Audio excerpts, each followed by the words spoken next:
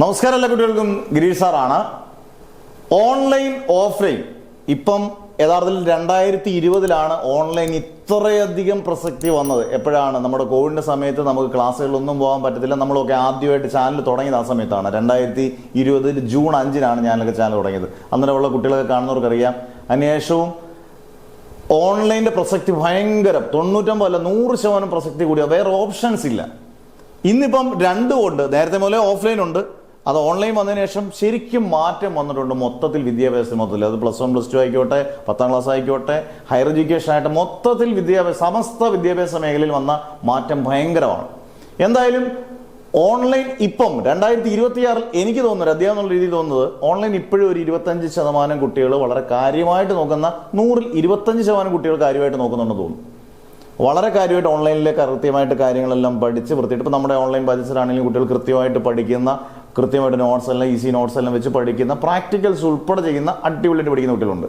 എന്നാൽ മിസ്യൂസ് ചെയ്യുന്ന 75% കുട്ടികളുണ്ട്. കാരണം ഇതിൻ്റെ പേരിൽ മൊബൈൽ ഭയങ്കരമായിട്ട് ആക്സസ് ചെയ്യുന്ന കുട്ടികളും ഇതിനകത്ത് വളരെയധികം ഉണ്ട്. തിരിച്ച് ഓഫ്ലൈനിൽ നന്നായിട്ട് ഇപ്പം ഇടയ്ക്കൊക്കെ ഓൺലൈൻ്റെ അതിപ്രസരം മൂലം ഓഫ്ലൈനിൽ വരാത്ത കുട്ടികളൊക്കെ പതുക്കെ ഓഫ്ലൈനിലേക്ക് എത്തിത്തുടങ്ങി എന്നുള്ളൊരു വലിയ സന്തോഷ വാർത്തയുണ്ട്. കാരണം ഇപ്പം നമ്മുടെയൊക്കെ ഓഫ്ലൈനിൽ എത്തി തുടങ്ങുമ്പോൾ 2 ഗുണങ്ങളാണ്. ഓഫ്ലൈൻ കുട്ടികൾക്ക് ഓഫ്ലൈൻ ക്ലാസ്സും കിട്ടും, നമ്മുടെ ഓൺലൈൻ ക്ലാസ്സും കിട്ടും ഒരേ ഫീസിൽ തന്നെ.